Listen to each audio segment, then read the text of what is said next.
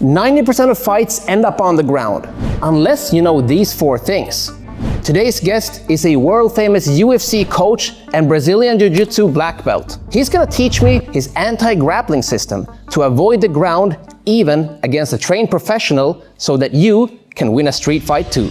As a karate black belt, I don't want to go to the ground. What do I need to know if I end up in a street fight? First thing you want to know is distance and range. My range is where I can hit you and can you hit me. Distance management is how far I am going to be away before I enter my range. So a grappler wants to draw you in. I mean, I can rush. Yeah, boom. That's what I was thinking a grappler wants to do, right? And I would just smoke him right there, right? Yeah. In my head at least. The idea behind that is that I don't want to walk into that either. So a lot of times, boom, I look for this and I slide back. And now you expect me to counter. Yes. Oh, and that's when you would shoot for the takedown. Yeah. And I wouldn't necessarily shoot for the takedown as much as I would go for the body lock here. Oh, yeah. And then if I'm going to take you down, okay, or I'm going to just start to drive you back. Now, as a striker, what should I be aware of to not fall into this trap?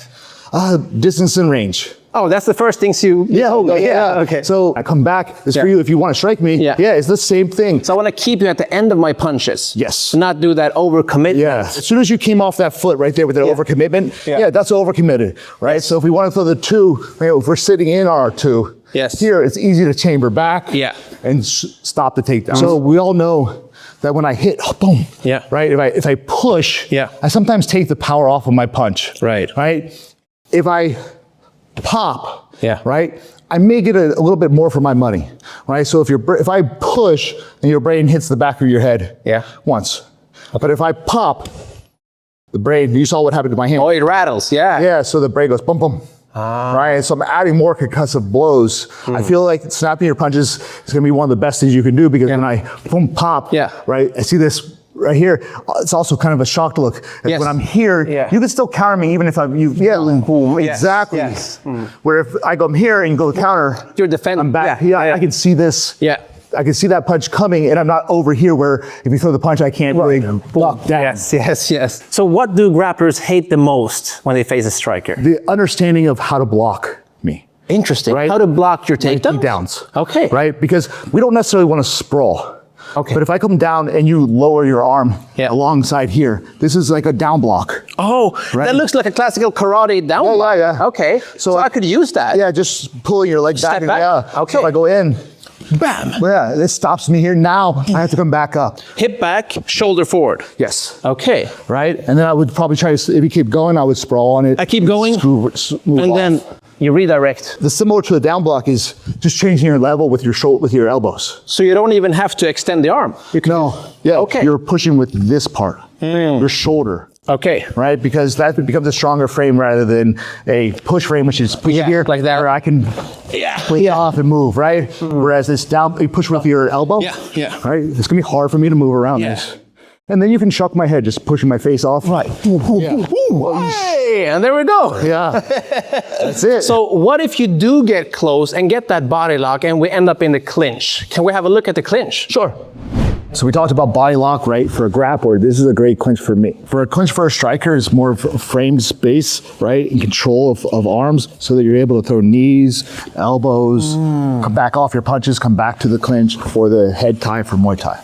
Exactly what I was thinking. It looks like Muay Thai. So like if we think about being here, right? A good Muay Thai guy, it's going to be very hard to shrug this off. Right? But you are getting me closer to your hips. Exactly. Right? Yeah. And so if you're here on the fourth player, see that's a good frames there, right? Yeah. So if I'm here and I start to shrug, I'm able to. And it's not always like you're going to be able to shrug a guy like this, but 1 or 2 movements, you're going to get one hand off of you. Yes. Right. And now that I make sure that where you had that frame, I stop that frame from the inside. So we were battle for inside position. Okay. So I always want to be on the inside. Yes. Well, we want to be on the inside either if we're controlling here, but we definitely don't want to be outside. Right. Both outsides. No. Double underhooks. Right. Or you have the clinch for the Muay Thai. So I want to, of course, pummel, get myself in and. Well, this is more of a grappler's clinches where I'm holding at your elbow, not allowing you to pummel back in or strike. Okay. Yeah. Even if we get to the clinch and I get something like this, I don't want to stay there.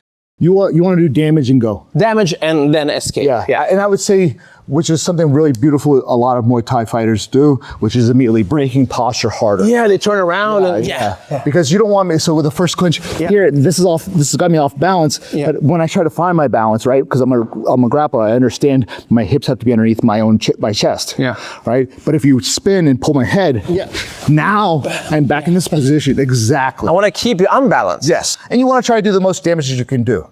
At the same time. Yeah. But like, you want to keep it short. Like holding somebody, and if I'm not having very clean strikes to the inside here, then I need to disregard this. Okay. Right? Because you're a striker. Yeah. Distance is your friend, right? Range is your friend. Yes. And so if you're not having a lot of success, like you see, like some guys just like doing stuff like this, and it's just not doing damage. So why be here until I can get to your hips? So if you do get the body lock, yes, what can I do as a striker? Okay. Yeah. So let's say you have a body lock here. Oh, okay. I'm the grappler. Yeah. Right. So sometimes I want to put my whizzer in, kind of like whizzer. Oh. Right. So if I whizzer hard here, right, maybe I can break the balance off. Something I really enjoy, especially when I'm here, right, is going to be to get my hands to the inside.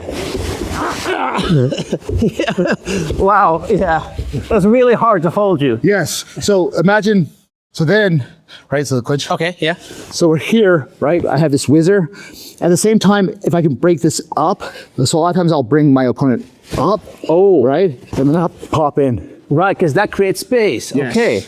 So it's a battle for getting to the inside. You want to, like, I want to get my hips back from you. So there's always another position that we can do. Let's do a spin from here. Okay. So I'm here. You have a nice body lock. Okay, I need to get my hips back. But I start to punch across your hip. Ooh. Right. Again, it looks like a classical down block from karate. Right. What I'm doing is I'm creating a frame between my hips and your hips. Okay. Right. Like that. Yeah. So if I'm holding you here, right, and you punch through. Like that. Yeah, that's good. Okay. Yeah. Interesting. So having this across the waist is going to make it very difficult for you to get your hips in on my hips. Yes. And now I can sort of make small modifications or adaptations to break free. So what this means for a striker is keep your own hips away. Yes. And then keep the grappler's hips away as well. Right. Okay. So the hips shall never meet. It depends on, of course, like if you're in this, so if you're a striker and learning this kind of positioning is fantastic, because now as a grappler, you have nothing. No. Right? Yeah. And as a striker, you have a lot of things. And notice how I'm not lifting that underhook high. No. Right? I'm just here and blocking that arm. And I have the inside here. Okay. Right? So that's on the bicep? Yes. Can I try that? Yes. So this goes like that? Yeah. And I'm kind of hanging on your shoulder. Yeah. Okay. The other and then the other one goes there. Yeah, no thumb. No thumb. And then elbow down a little bit like this and pushing forward like this, like a snake. Yeah. Oh, okay, cool. Here. So look, your hips are back. Yeah. So I can't come to your hips. Right? And then you can strike from there. Right. Bam. Yes. Oh, cool. So after I get my hips away, how do I then make space for my strikes again? Learning how to strike backwards. Oh. So this was something that I enjoyed all the time, was being able to march. Okay. Right, so a lot of people do this. Yeah. And I feel like that's okay. Yeah. But the march gives me kind of angles. So I go here, boom. Okay. Boom.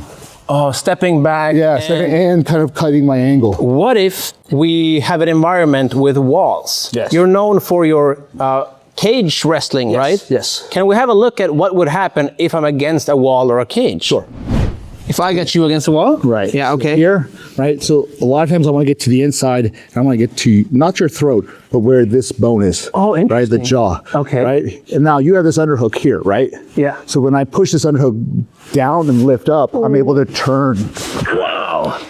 Nice. I'm looking to get the head lifted straight up. Yeah. If I can get the head lifted straight up, I'm able to pull down your shoulder, which makes you turn like this, off balance, and I can now rotate you. So if you're here and you can get this to the inside, right to that spot there, now you're going to pull down with this up, and if you push up to this guy and turn, rotate. Yeah. Wow. And then, I can use my strikes. That's the problem. For me. Yeah, exactly. Yeah. So what if I can't turn you around and you're going for that takedown? Right. Or maybe you do a choke or something, stuff that I've seen in the UFC. So one of the chokes that we have to worry about, right, and that I think big boy bouncers will, attest to, is that they grab the guillotine. Oh, okay. So my arm would be underneath the throat. Yeah. Right? and I would be holding my own hand here, and I would have you underneath the armpit. Or I would have the arm involved as well. I like this a little bit better because of the control. Okay. So out here, put your hands on my hip. Okay. Right, as I lift up, you're pushing yourself back. Oh, yeah. It's hard. Yeah, it's hard for me to finish this. Yeah. But as soon as I can get you here, I can walk in.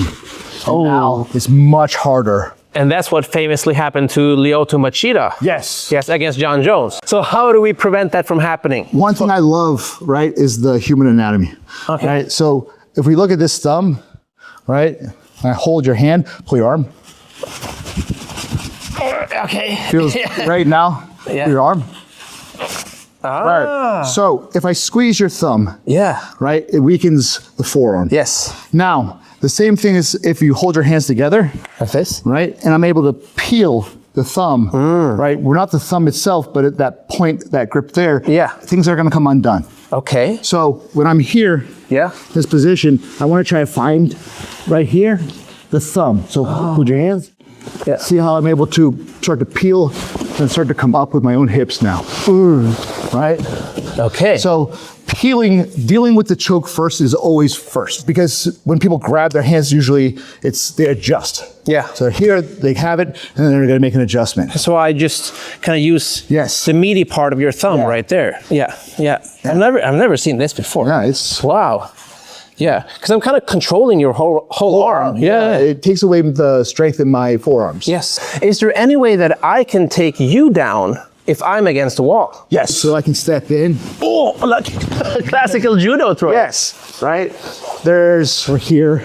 Right. Sometimes I have this. Oh, yeah. So it doesn't have to be a bad thing to be against the wall if you know these takedowns. I would still think it's a bad thing. Yeah, okay. Right? So we don't want to be against the wall if we're a striker. And if I'm a grappler, that's not where I want to be either. So if you do get me down against the wall, just throw me down. Okay. I fall. Okay. Now, this is a bad spot. Yes. How do I stand up from here? So if I get you down against the wall, right. So first thing I like is the whizzer. And as I kind of snap you down, I pop up. Oh, okay. Now, in MMA, I have to be careful of leaving this leg up. Right, because I can hook it or... the hook. Okay. Yeah, exactly. So that's why I like almost like a shot. Ooh, this position. Yeah. Because now I'm in a running position here. You look like a sprinter. Yeah. Right, and now I'm not going to go before you go. Okay. I could if I create a good frame. And move, but sometimes you're coming up with me. Yeah. Oh, and that's the one we did. Okay. Turn. Yeah. And that's it. So let's look at the worst case scenario. If I do get taken down on the street, but not against the wall. Right. How can I escape when I can't use the wall? Okay. I want to fight my feet to the inside. Yeah. Right. And I also have, up kicks. Right. And things like this. Yeah. The groin. Yeah. Depends on it depends on the street fight. If you want everybody to say what a bitch you are, you're like, yeah, man, he beat that guy up. You see him just knocking him in the nuts. I mean, but if it's your life, it's your life. You know, like being able to frame. Yeah. I make sure that I never overextend my leg. Why not? So just hold my ankle. Yeah. And then don't pull. Just hold it. And now look, push it down. Push it straight down to the ground. I push down? Yeah, easy. Look at that. Yeah. Okay. No way. So extended limbs have no strength. Ah, okay. Right? So I always want to be here when you're trying to push this down. Yeah. Oh, now you can resist. Yeah, I can resist. So I never want to extend you all the way out. Okay. Right. Get my feet to the hips. Get you away from me. Yes. Knees slightly bent. Yes. And then this way. Yes. Make space. Beautiful. We want to make sure that you can't follow me, so you always want to make sure that you're framing well, right? Because a lot of people, you'll see them, like, as soon as they think they're free, they don't have the hand up. Right. Hand is up not just for strikes, but it's also that if when I start to come up and you start to rush me, it becomes a straight arm. Yes. Right? Frame again. So what if you're already on top of me? Yes. Because I mean, this is good. Yeah. There's still some possibility for me to get away, right? Yeah. What we just did. Right. But what if, let's say, you're sitting on me? This feels like the worst place to be. This is a bad spot. Okay. Right? So what's one thing that you have right now? Your hands free. Yeah. Right? I want to not make sure that your hands are free. Now, hand goes to the hip. I'm going to turn my hip, and I'm going to push. Ooh. Stay up. Yeah. A lot of guys are going to stay up, right? Yeah. So here, now I'm able to And now we're back here. Right. I'm blocking here. Yeah. If I can grab at the hands, I can open my elbows. Wow. Right. And it's kind of like a spider guard. That's weird because I can't do anything. Maybe headbutt. Yeah. So that's where we have the boom. Ooh. And he's holding this frame. I can't defend myself. Yeah. Is there a quick submission you could teach me that allows me to maybe choke you out or break something to then make my escape? Yes. Let's say I'm you and I have you in my guard. Okay. Right. So I have my legs locked. I use my knees to break your posture. Right. I have inside control first. Yeah. Okay. Right. Right. That's what I want. Now I want to control your head. And now I'm going to take this arm. You can spin. Okay. Right. To where I have this. And a lot of times people are going to be trying to pull the overhook out. Right. Right. Okay. Yeah, exactly. Yeah. And so when it starts to come out, right, I'm going to push Turn it in. Yeah. Wow. I can feel that in my shoulder. And it's fast. And it works even better if we're in a position like a half guard. Like here? Yeah. Okay. So if I'm here, look how this arm is here. Yeah. What? Yeah, that's quick. So how could we summarize all these 4 scenarios that we covered today? The biggest thing would be distance, space, range, and getting back to your feet. You need distance, you need range to strike. You need to be standing up as well. At all times you're making frames. Nothing helps without frames. So I would say that that's the most important concept of keeping your hips away, not allowing somebody to have inside control, and being able to be mobile because you need to make space. Yeah. Don't let things get worse. I think that sums it up. Thank you.